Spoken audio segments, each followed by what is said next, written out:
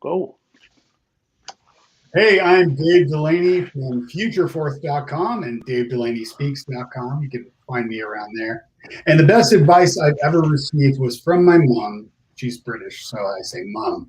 And that is treat people the way you want to be treated. It's the golden rule, folks, and it really will help. Dude, that's so simple and yet so beautiful. I have to ask, not to be a downer or an upper, but is mom still around? Does she still give you advice, Dave? She's still around. She still gives me advice. Absolutely. Yeah. Awesome. Awesome, man. So how old were you when you first heard that advice? Because that is great advice. I was just a wee one. I'm trying to think of how old I was, but I was pretty young. So yeah, probably just a kid. Cool, man. That's very cool. So was that the genesis for your Networking for Nice program, or what helped you get started in that networking for nice people? Yeah, I think it was certainly part of that. I think in my own experiences throughout my life, I realized that the power of networking and to do it nicely or to do it effectively is to do it nicely, and that is going out of your way to serve others. And so really just finding ways to serve others, to help folks out. And so it rolled into, I wrote about it a lot in my book, New Business Networking. And then that helped to inspire the website and the blog at networkingfornicepeople.com and the Nice Makers community. Awesome, man. Awesome. Well, I'm part of the Nice Makers community. I always enjoy learning about stuff there. So Dave, is that the if people are going to get started networking, should they just start maybe being nice to themselves, or how do people get started networking if they haven't done it before very effectively? Well, yeah, to get started at networking, I mean, if you want to do it effectively, it is find ways to serve others and find ways to meet others. So nowadays we're doing a lot of that online, but hopefully we will start doing that in person again soon enough. One shot down, one to go for me. Yes, finally. Yeah, so as far as online goes, I think obviously LinkedIn is a very powerful network for that, and I find that helping teach people how to use LinkedIn effectively for their businesses or their careers is a big jumping off point, because that is where you can tap into your own network to get introductions to people that you want to meet, who have a mutual friendship or mutual relationship. So using LinkedIn can be very effective, and then of course, once we get back to attending conferences and events and things like that, networking can be done there pretty well. Sure. So you mentioned LinkedIn, and I don't know about you, Dave, but I've got 478 outstanding invitations that range from, hey, I'm really great, you should connect with me because I'm great, to mistaking what I do to LinkedIn lead generation. So how do we be more effective, man? I mean, how do we actually connect with other people by serving them when we don't already know them, Dave? Yeah, good question. Well, I think so what you're really asking, so you're asking is what to do about these connection requests from strangers, really, right? Well, how to handle those, either that or how to not be that crazy stranger that approaches stalking levels. Okay, yeah, both good question. So, well, in the first case, if you are receiving connection requests from strangers and you don't know how to handle those, I have a process for that and a system of how I handle that. But on the flip side, if you are sending connection requests to people and they are not being accepted, there's probably a reason for that. First of all, don't let it break your heart. Understand that not everybody uses LinkedIn frequently. Some people don't use LinkedIn often at all. So that's one point to consider. But more importantly, if I'm reaching out to you, Phil, on LinkedIn to connect, and I send you the default connection request, hey, Phil, let's connect on LinkedIn. Yeah, that's really tells you a lot, doesn't it? So you're probably less likely to accept that request. Yep. If I send you a connection request that says, hey, Phil, I absolutely love your show. I loved reading all your great smart commentary on sales and things like that. then you might be more likely to accept my request and speak from there. So a very important part of networking, or, I always talk about the three key parts of networking. The first is to show up. The second is to follow up. And the third is to catch up. And so if we meet at a conference, let's say, or we meet at a Zoom group online, what I would do if I really want to connect with you is to send you an email afterwards to follow up and say, hey, Phil, it was great to meet you on the Zoom call today. Wow, the host was really smart, blah, blah, blah, blah, blah.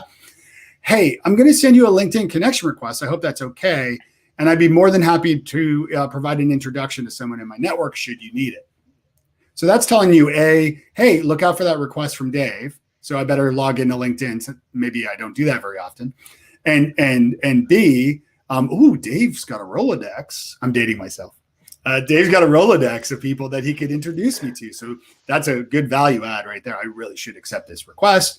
And so that'll take you from email over to LinkedIn, where you will see my request there. I might also add a personal note. I will add a personal note in that request to say, hey, Phil, I emailed you too, but just remember, if you need anything from me, like an introduction or someone, just let me know. Happy to connect here. That. So you're really reminding them of who you are, how you met. Maybe we met at a conference. So you could send a reminder in that message to say, hey, so great to meet you at, Marketing Profs or whatever the event was.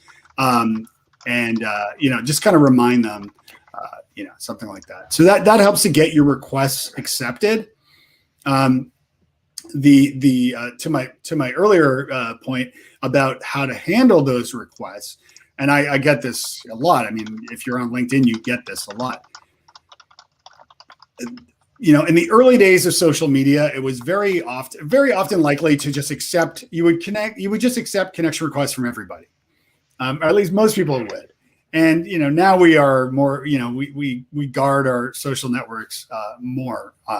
So what I do is I have a little script that I wrote, and it basically says, "Hey, I'm not saying no to your connection request. I'm just letting you know that this is a default message. First of all, it is manually sent. It's not an automated thing. And my mind might be foggy today. I probably haven't had enough coffee, but please remind me how we know each other or where we met. If we haven't met,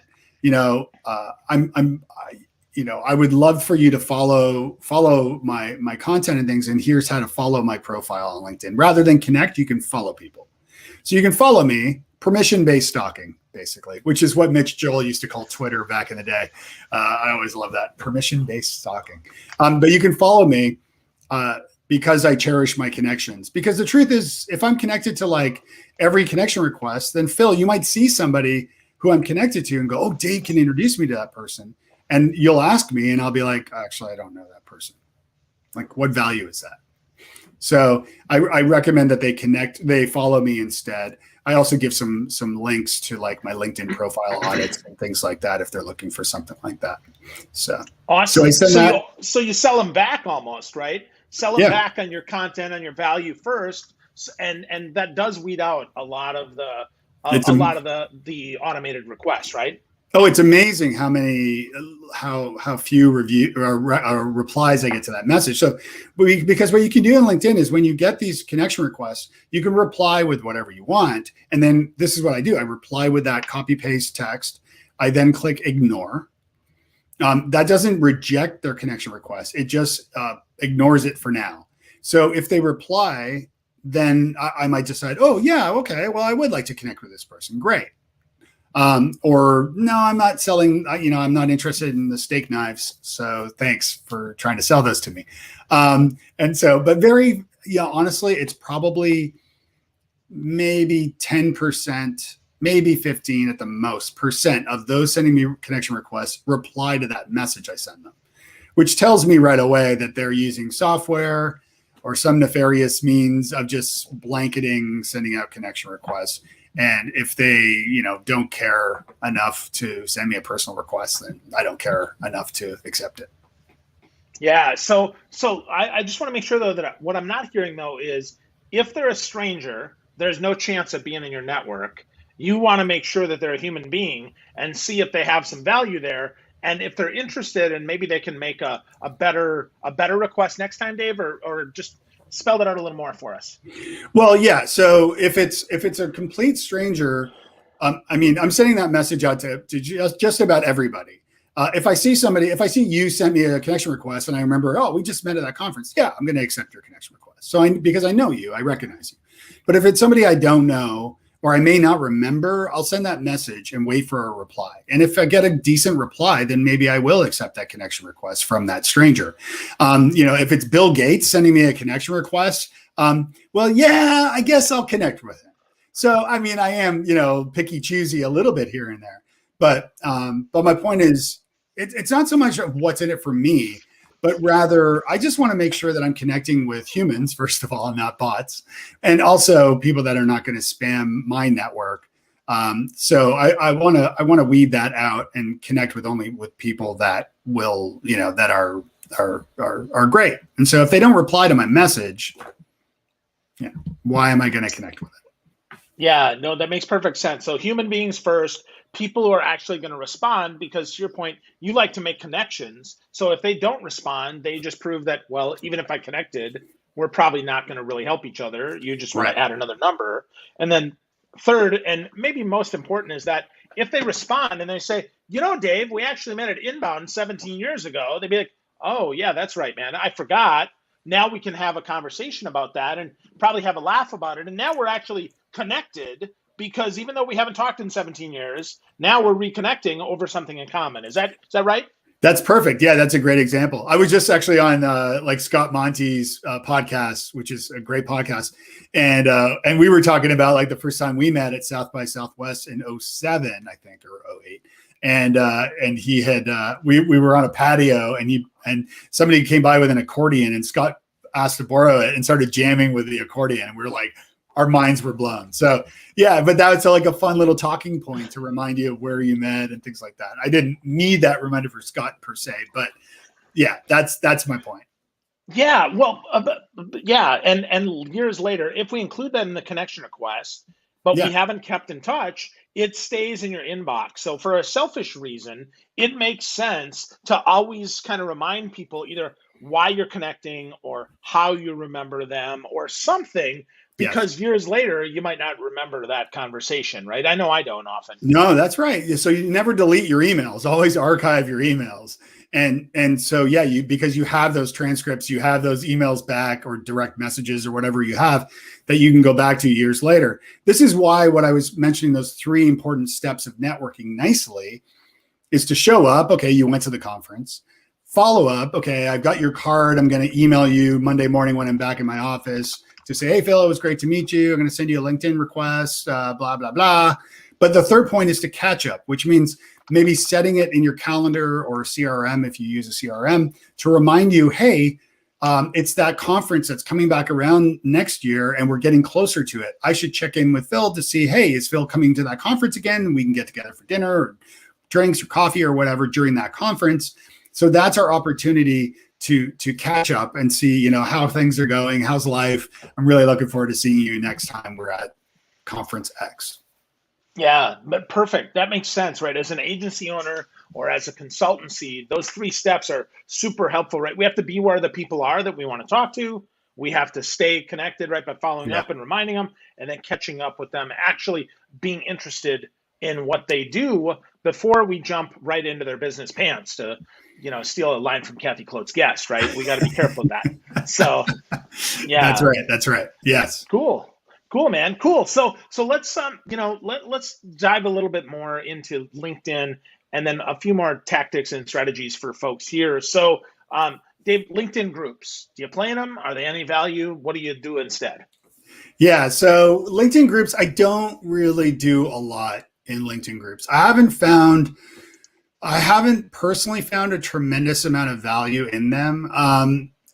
What I find, I've run LinkedIn groups in the past, and what I find is that they are often just grounds for, people just spamming links to articles that they wrote or podcasts that they produce or whatever. So I haven't found really strong, vibrant LinkedIn groups. That's not to say they don't exist. And I would be more than happy to come to any LinkedIn groups that any of y'all are recommending, because I just haven't found a lot of that. And even before you start, joining LinkedIn groups, it's important that you look great on LinkedIn too. So that's why I do profile audits for people at FutureForth and help people, improve the way they actually look on LinkedIn, not just their photo, but like how they're using LinkedIn for their profile and whether it's fully optimized and things like that. Okay. Cool, man. So let's talk about that, right? I call it getting dressed before you get busy. I know you've got other ways of talking about this. So let's talk about the profile, Dave, because I do think it is, it's your almost your 0th impression, right? Before anybody even meets you, if you send them a connection request, if they're any good, right? If they're a real person, they're probably going to look at you and say, why? So what should be on the profile? What should not be on a profile? Yeah, it's great question. Well, first of all, if you don't have a LinkedIn profile photo, that's a problem. I highly recommend having a decent headshot that looks like you, not some photo from like 30 years ago. Have a photo that looks like you as your profile photo. Don't have it like, you at a party, or you with a keg hat with the cans, or the hard hat with the beer cans, or anything like that. Have a professional looking photo as your headshot. Profiles without headshots get seen far less. The algorithm doesn't even like LinkedIn profiles without a headshot. So your photo is very important. The cover image of your LinkedIn profile is very important, and that's great real estate to add more information about yourself. So if you go to my LinkedIn profile, which is Dave Delaney, you can find me on LinkedIn there. You'll find that the image I have, I'm a keynote speaker and I do plenty of speaking, and I spoke for LinkedIn. And so somebody at LinkedIn left me a recommendation. And so my cover image is me speaking on stage with that text of the testimonial from LinkedIn about me speaking. So when you see my profile on LinkedIn, thank you for sharing that, you can see that cover image that shows me speaking. And so straight away you're like, okay, well, this guy's a speaker. Obviously he's got a clicker in one hand, so he must be a speaker, and it's got that testimonial. So those are like your profile photo and your cover image are very important to include on your profile, and that's going to help. Cool. That makes sense. So those are big things, right? So if you're an agency owner though, I would guess that being an owner means you're going to get targeted probably by a lot of folks who are looking for owners. So do you recommend that they put more of their functional jobs? So if they're like the creative director, or if they're the ads manager or something, or do you think they should leave it at owner or CEO? That's a good question too. I think it all comes down to SEO, right? Search engine optimization. So to answer your question, it's how do you want to be found? So do I want, if I am a consultant or a public speaker, I want to be found. So I'll use those terms in my job titles, right? So that it's clear, or in my summary at the top too, and in my headline, so that those keywords are there, so that when somebody is searching for keynote speaker in Nashville, Tennessee, for example, they're more likely to find me. If you don't want to be found, there are settings for that on LinkedIn as well. So if people are, if you own a business and you are very busy and you don't want people soliciting you, well, there's ways to turn that off as well. Cool. So think about how you want to be found. Think about your search engine optimization. Good stuff. So what about contact info, Dave? Are you pro or con, including contact info in your summary, your about section, and in your job? Absolutely. So, for me, my business is primarily consulting and working with organizations, with leaders on how to communicate more effectively and nicer. And so when they go my contact information is on my site at FutureForth. It's on my LinkedIn profile. It's there. My phone number is there and my email address is there. And the reason why they're there is I want people to be able to contact me however they choose, however it's most convenient to them. So my contact information is there. Even on my Google My Business profile, you can message me through that.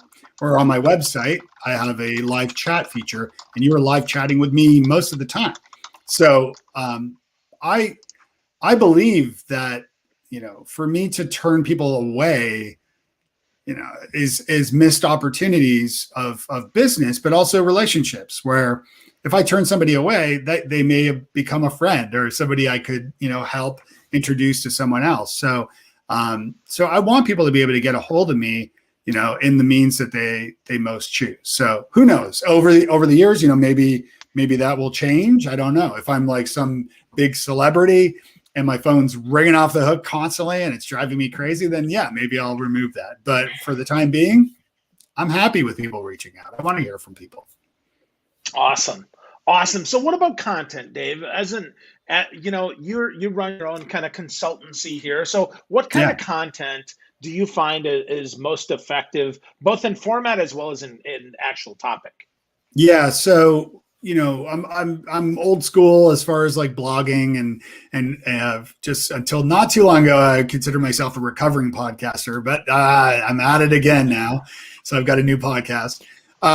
But my point to this is, because I blog and I wrote a book and all these things, when I write articles on my blog, I will use those and I will promote them on LinkedIn through, posting the link. But then later I will take that copy, that actual copy of the blog post, and replicate it and use it as a LinkedIn article. So if it's relevant to a LinkedIn audience. So I'm all for creating great content. If you're providing good content, you earn people's trust and they start to like you because you're providing great content. And the old line that people do business with those they know, like, and trust. So if you're creating great value in the articles or videos or whatever it is that you're creating, and you're putting it out there for the world and you're sharing it, then and again, this gets back to networking nicely, right? It's about, building, it's a two-way street, and it's about building and providing value first and foremost, so that, maybe somebody's more likely to take my call because they've read my articles and they're like, okay, yeah, I'll talk to Dave. I like the cut of his jib or something like that, whatever the hell that means. Right. Well, I think that says that you normally dress like a pirate. Isn't that what that means, Dave? Arr. No, I hear you. So I'm also finding that content is a great leave behind as a follow-up, in your second step, there's a follow-up. Mm-hmm. Hey, we talked about X, and you know what? I had an article, a video, a podcast, a conversation about this, and now I can share it with them, and I find often that's super helpful for folks. It's one of the reasons that I podcast, is I try to, get questions answered that people that I work with or want to work with might have, in hopes that then I can share a piece of content that then, to your point, they'll say, oh, what a nice guy. Maybe I should take his call. So absolutely. Right. Yeah, no, totally. Yeah, that's completely right. Yeah, that's the way to do it. And by the way, a little tip for if you go to conferences, or when we start going to conferences again, write a blog post. This is what I've done over the years for myself and for companies that I worked with. Write a blog post that summarizes the key takeaways from that conference or your experiences there. Maybe embed a photo gallery or some videos from YouTube and put them on a blog post. Because then when you follow up with all the people that you met at that conference, you can include the link to that blog post. And one way to tease it out too is if you're posting a photo gallery, you can say, hey, Phil, it was great to meet you at Inbound. I just wrote a whole summary of my experiences there that I think you'll get a kick out of. And by the way, I also have a photo gallery of all the cool people that I met. And you might even be in one or two of those photos. And straight away, everybody wants to see, okay, am I in the photos? Oh, God. I hope I'm okay. Looking okay in the photos. So they're more likely to go and read the article and see the post. And then they get to know, oh, Dave is a consultant and he works with companies and blah, blah, blah. So. Yeah, I dig that. The photo gallery is the most underutilized feature for many people, and not just a picture, but several pictures to help them get a flavor for what's going on. Yeah. And to your point, right? A lot of times, it could be even cheeky, like Dave, you were sitting in the audience 7 rows back, and I'm not sure, is that really Dave Delaney? I don't know, right? So I think that, that's a fun way to do that. The other way is one where I got you, right? If you're sitting in the audience, take a picture and include something smart that they shared, and then share it with the speaker as well as share it on social as a great way to open a door for a conversation. Yeah, you got a great photo of me speaking at that conference. So yeah, for sure. And then you made like a nice little quotable. Yeah, so that's a great way to network with speakers specifically, for sure. Yeah, and to that point, right? Any other agency owners that are around, right? If you're at the networking event, try not to catch them taking shots, but do try to have them, in a friendly shot, right? So right, yeah. Some of those conferences can get pretty crazy. Yeah, for sure. So Dave, as we're kind of wrapping here, man, you got to tell me, what is the number one question that you get about networking, and how do you answer it? Well, that's a good question too, Phil. Gosh, all these great questions. The number one question I get about networking. That's a good question. I guess really it's how to do it nicely. Like people say, like, okay, like how do I network nicely? And I think at the end of the day, you treat people the way you want to be treated. Getting back to that golden rule from my mom. It's about treating people the way you want to be treated. That's the first most important part of networking. Otherwise, you can go to an event and you can be that person shoving business cards in everyone's face and trying to collect as many as possible. But what good is that is when you get back and you've got like a stack of business cards and you don't remember any details about any of these people. And when this happens, this stack of business cards sit on your desk for months, they collect dust, and then you eventually chuck them in the garbage because you don't know any other people, or you add them to some list and start spamming them. And in both cases, that's so sad.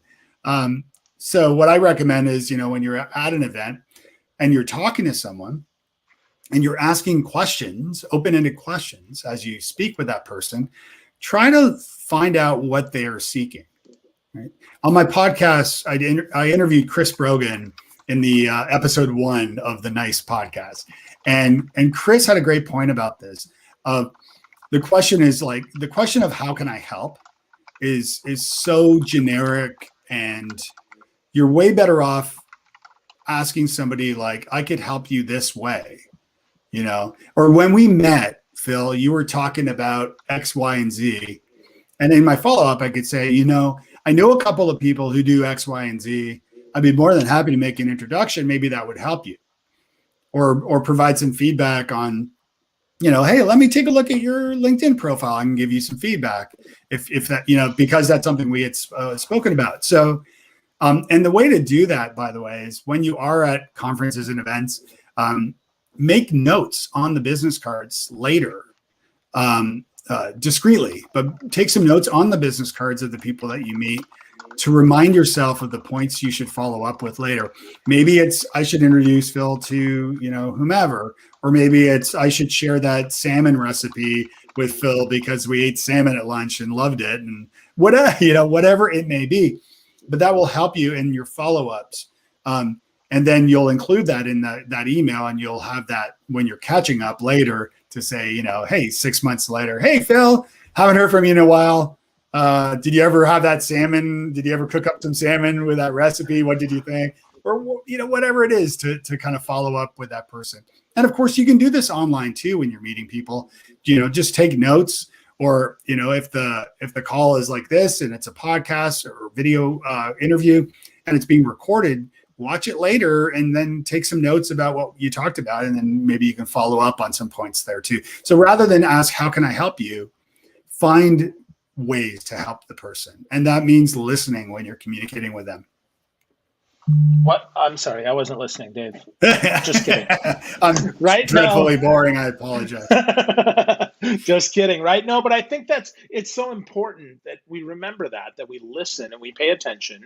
Yeah. And we be as specific as possible in that follow-up to show people that we actually do care, that we actually are a nice person, that we're not just somebody trying to, jump the shark and, hey, let's do some business. You're right. Like that's awful. So great really awesome points today, Dave. I love this. I love how you handle those weird connection requests, that templated message. That's really awesome. The specificity with a connection request is super important. Your 3 points about networking, right? Showing up, following up, and catching up. That was great. And then last but not least, really first, right? Treating other people the way that they want to be treated. I love that, Dave. That's really, really great. So if folks want to get more connected with you, obviously futurefourth.com is your website. We talked about LinkedIn, but is there anywhere else, Dave, that you'd want them to go so they could get more connected and more of your brilliance? Futurefourth.com is the best place to find me. If you hit the live chat, you're probably chatting with me. You'll know if you're not, but so that's a good spot that you can go. I'm on all the social networks. You can find me, Dave Delaney. I have an email newsletter I send out every Friday called The Nice Maker at nicemaker.co. If you're interested in that, I've got the podcast, thenicepodcast.co, if you want to find that. But yeah, if you visit futurefourth.com, that's where you can find me. Cool, man. Cool. Well, we'll definitely have to share that out, get people going to Future Fourth so they can network more nicely and, frankly, more effectively, right? Get connected to the people you want and ignore the people you don't. Really awesome stuff today, Dave. Thanks so much for spending some time with me, man. I always learn a lot from you. Always a pleasure, Phil. Yeah, no, it's great to see you. Thanks for having me. My pleasure. Thanks, everyone, for listening. Have a great day and go network your face off by being extra nice.